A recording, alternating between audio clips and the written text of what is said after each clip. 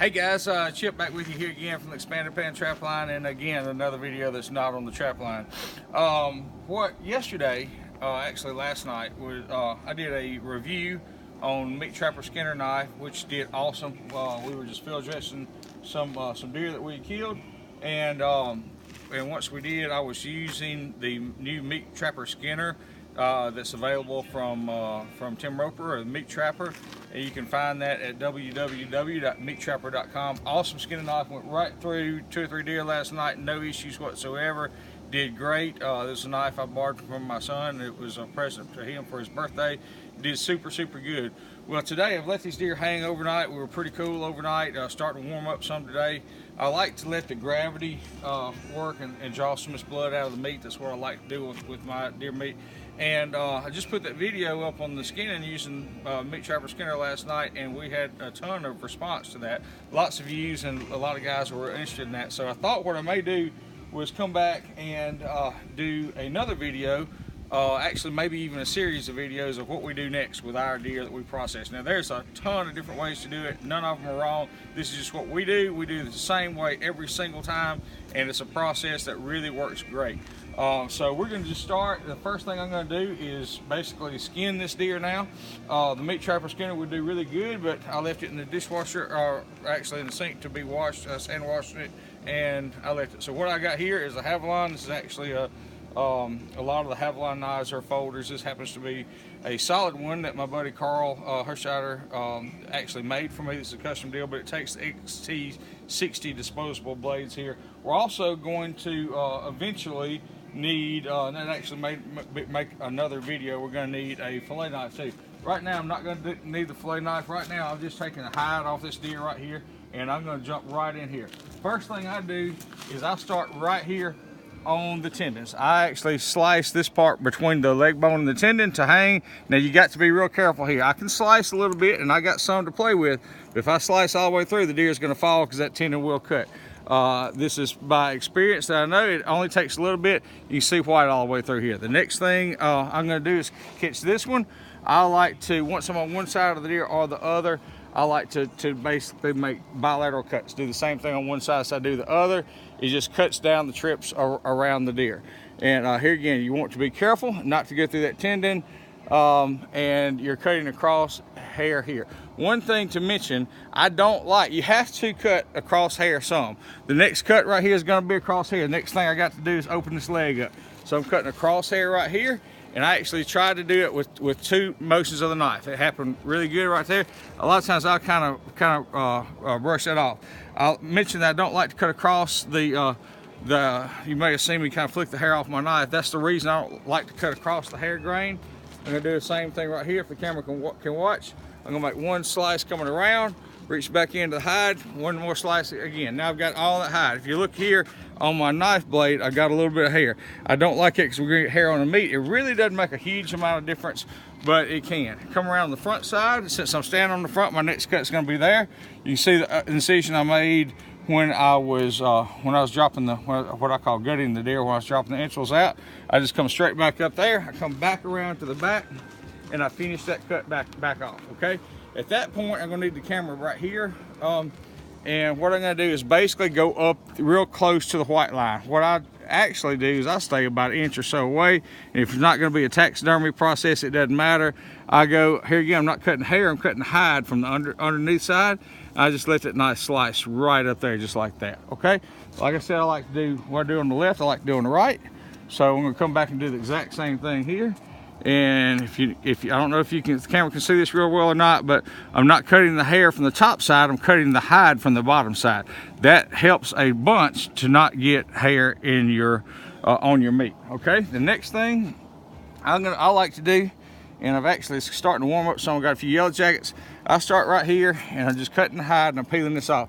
Watch the motion I do. Once I get this in a folded back motion, then hair cannot touch the meat again. Here again, I'm going to trim. I'm going to probably do another video on how we trim our meat and how we process it. But right now, once I start, I just kind of like to get this kind of folding back, and once I get it enough of it skint down here to fold, it will usually lay there, and then I'm in no more danger of the hair touching the meat. Now, there's no big deal about the hair actually touching the meat, other than the hair is dirty, and I don't really like the meat being that dirty. Once I get it a little bit, I can come put a little bit of downforce on there, and I can just peel it right off like that, okay?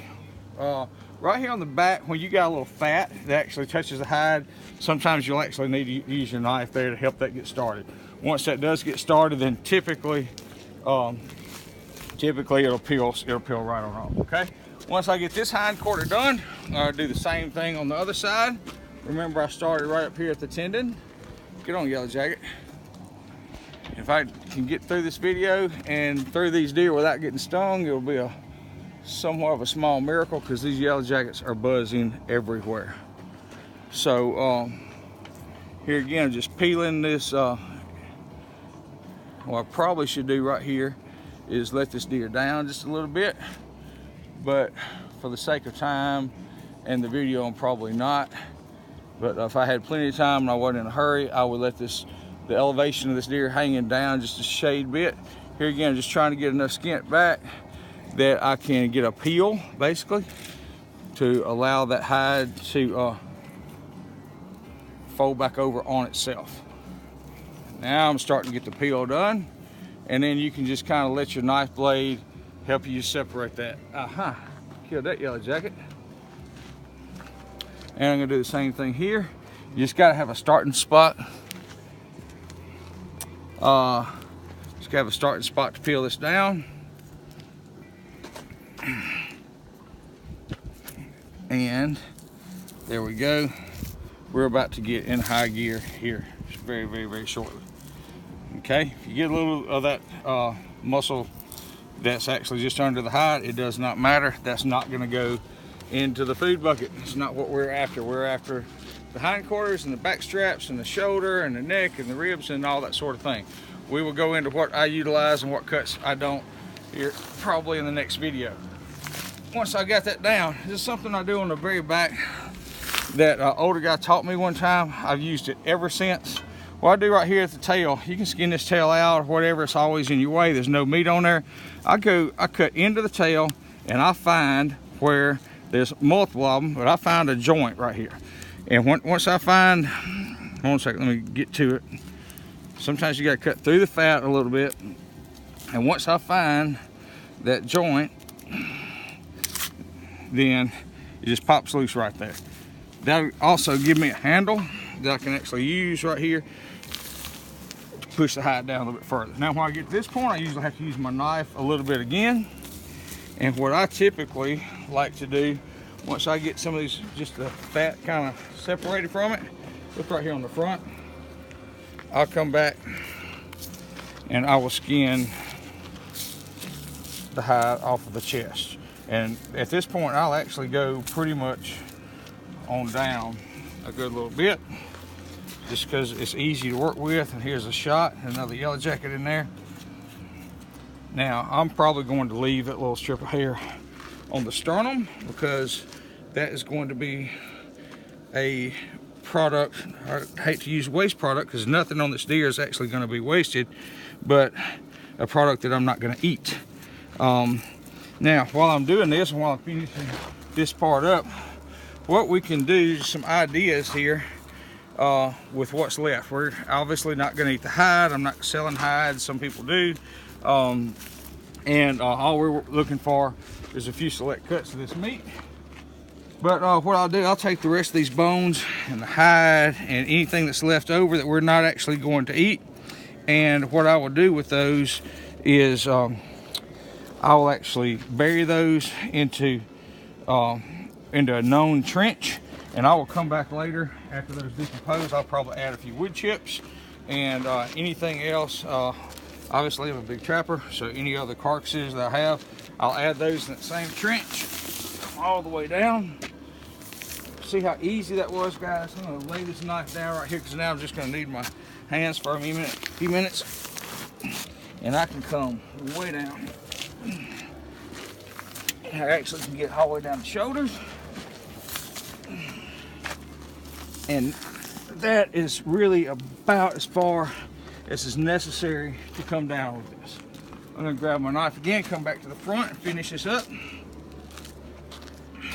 Here again, I'm just gonna finish my skinning cut. Notice again, I am not cutting across the hair. I'm actually cutting, anytime I skin, that's why they call it skinning. I like to cut the skin off of the meat. Okay, get right here on the other side where you can see this, and get this separated here. We're about to finish this up. Okay, when I get down to this part, I'm actually going to come back with some loppers and lop these off. And get the same thing here. This way, this will give us access to our shoulder. Another yellow jacket. Boy, I hate those yellow jackets. And something about this meat like that, they really, really like. Come back down, I will lopper that off right here. Okay, guys, that is all I need to do. I'm not going to do any taxidermy work. I don't need to skin any further right here. I'm all the way down. I can access all the meat parts that I want to do, and that's it. I'm not sure how long that took, but okay, I'm not sure how long that took. You can look back here because I'm done. But it was really quick, and that is what I do. Now the next process, and I'm actually going to just do another video on that, is how we dissect these cuts of meats, and it's equally as quick, and you can blow through deer really, really fast. You can already tell this meat is not super red. It's kind of got a pink color to it, and that's because we let it hang and let gravity do its job and draw most of this blood out of the meat. That's the first part of making this meat absolutely delicious. And all right, guys, we're going to go and we will shoot another video on how we bone this deer out. Just like it is. All right, I appreciate you watching. Thank you a bunch, and until next time, remember guys, the smart trapper is always learning.